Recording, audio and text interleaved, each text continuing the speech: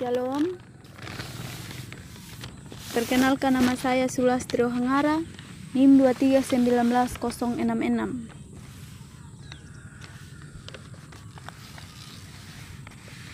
Oke. Saya akan menjelaskan tentang siklus sel secara umum, tahap interfase sel atau persiapan untuk membela, menjelaskan tentang mitosis sel dan bagaimana tahap-tahapnya terjadi, menjelaskan tentang meiosis sel dan bagaimana tahap-tahap terjadi.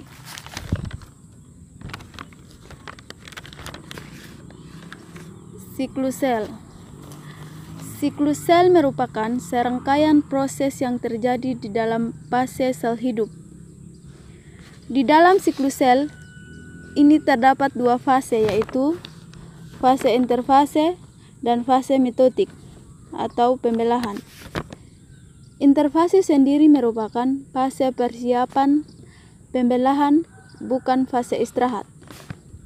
Dalam fase interfase sendiri yaitu terdiri dari beberapa fase, yakni yang pertama yaitu fase G1 atau GAP1, lalu yang kedua fase S atau sintesis, dan yang terakhir yaitu fase G2 atau GAP2. Yang pertama, fase G1 atau GAP1. Fase ini merupakan paling lama di antara fase-fase lain, yakni selama 11-12 jam. Dalam fase ini terdapat beberapa proses, yaitu sintesis protein. Sintesis protein merupakan pembentukan protein yang terjadi di dalam sel. Kemudian terjadi pula perbanyakan organel seperti mitokondria dan badan Golgi. Lalu terjadi pula pertumbuhan sel. Selanjutnya terdapat dalam fase S atau sintesis. Fase sintesis terjadi kurang lebih selama 8 jam. Di dalam fase ini terdapat duplikasi atau perbanyak DNA. Yang ketiga yaitu fase G2 atau GAP2. Fase G2 atau GAP2 merupakan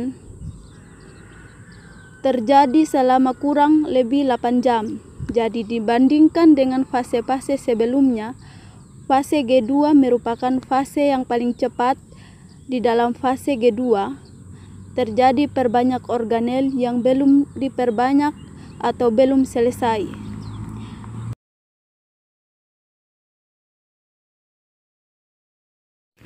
Kemudian tentang mitosis sel dan bagaimana tahap-tahapnya terjadi. Proses pertama disebut metafase. Di dalam proses profase ini ada beberapa hal yang terjadi. Yang pertama adalah benang-benang kromatin memadat membentuk kromosom sebelum terjadi pembelahan pada profase. Yang kedua, membran inti pada profase. Membran inti pada proses profase dia mulai rusak menjadi bagian-bagian kecil atau fragmen. Terus yang ketiga yang terjadi, sentrosomnya tadi membelah sehingga menjadi dua pasang. Sekarang lalu memisah menjadi kutub yang berlawanan. Sepasang kromosom menuju ke samping kiri dan sepasang kromosom menuju ke samping kanan. Lalu kemudian mereka terhubung dengan yang namanya gelondong pemisah atau benang spindle, berfungsi untuk menarik kromosom. Oke, itu tahap yang pertama pada proses profase.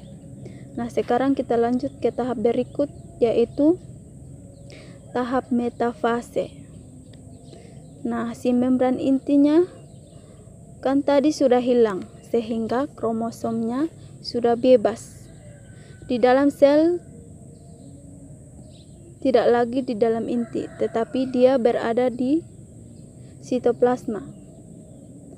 Nah, pada proses metafase, satu hal yang pertama terjadi itu adalah sentrosomnya telah berada di kutub yang satu ada di samping kiri dan yang satu ada di samping kanan. Kemudian si kromosom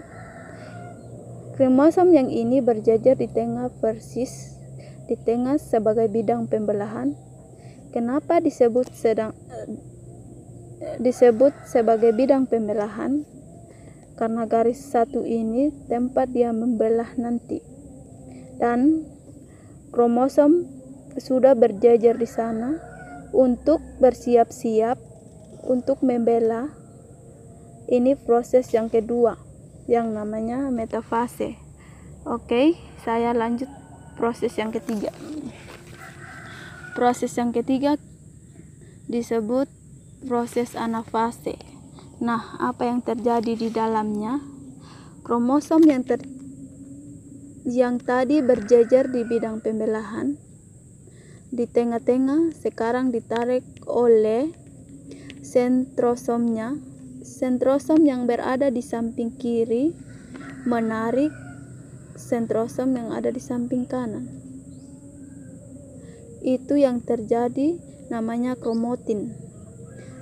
Dari setiap pasangan memisah menuju kutub berlawanan. Kemudian telofase. Kromosom yang sudah terpisah, yang ke samping kiri sebagian dan ke samping kanan sebagian, berikutnya mulai dibungkus lagi oleh membran inti.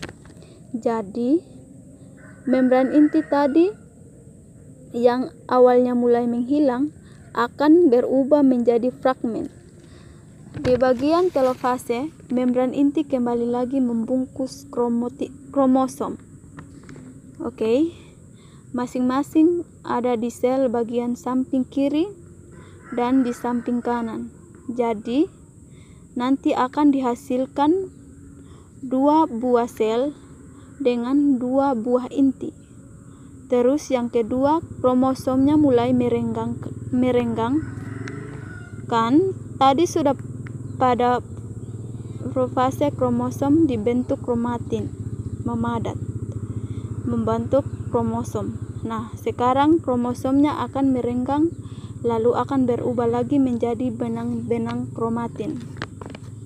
Oke, jadi benang-benang halus kromatin berikutnya terbentuknya cincin pembelahan, yang mana cincin pembelahan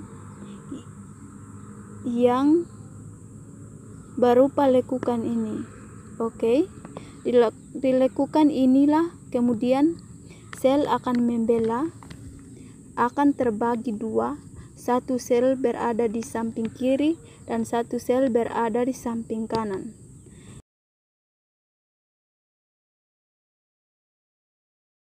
Kemudian yang terakhir yaitu meiosis sel dan bagaimana tahap-tahap terjadi. Tahap yang pertama yaitu profase 1. Pada proses yang pertama yang terjadi pada proses profase 1, yang pertama membran inti berubah menjadi bagian kecil atau fragmen. Membran intinya mulai menghilang sehingga kromosomnya menjadi bebas di dalam sitoplasma. Kemudian yang kedua, apa yang terjadi? Yaitu kromatin memadat menjadi kromosom. Kemudian perbedaannya terjadi pindah silang di antara kromosom, ada kaki-kaki yang saling bersilangan dan bagian-bagian yang pindah. Bagian kromosom pindah ke bagian berikutnya. Oke, inilah yang mengakibatkan kromosom anak berbeda dengan kromosom induknya.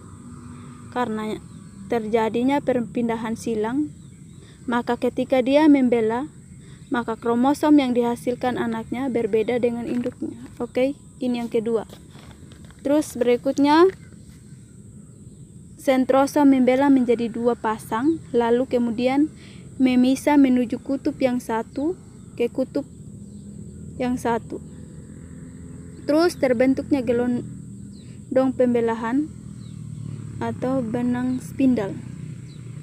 Kemudian yang kedua disebut metafase 1. Mirip yang terjadi pada mitosis.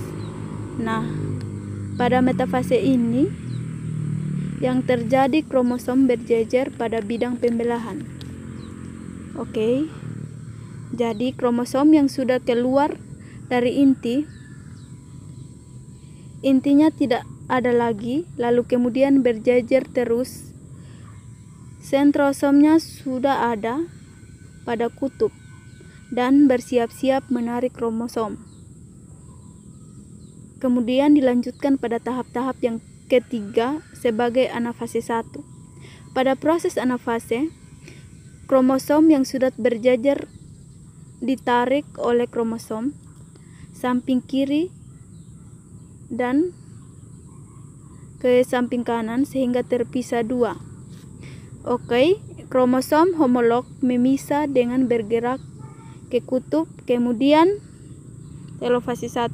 Pada proses telofase, membran inti mulai terbentuk kembali.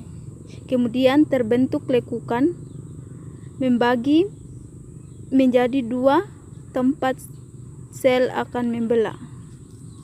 Profase 2. Dari tahap profase 1 sampai telofase 1, 4 tahap ini disebut meiosis 1. Meiosis tidak berhenti sampai di sini. Ketika telofase sudah membelah, proses pembelahannya terjadi sitokinesis, sehingga terbentuknya dua sel anakan yang haploid. Kemudian profase 2. Dari profase 1 nanti menjadi profase 2.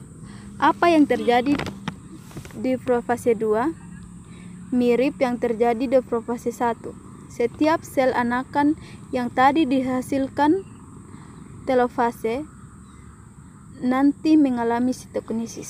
Sitokinesis ini istilah untuk proses pembelahannya.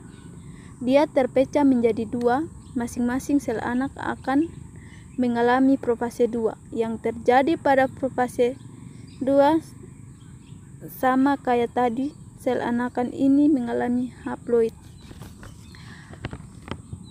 Pada proses yang pertama terjadi terbentuknya gelondang pembelahan